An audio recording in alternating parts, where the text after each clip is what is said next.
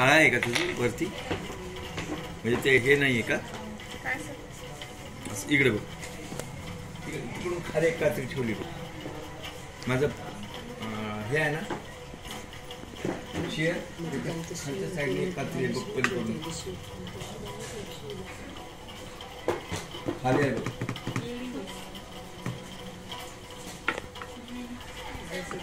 तिचं आहे ना बघ इकडे आलं. 4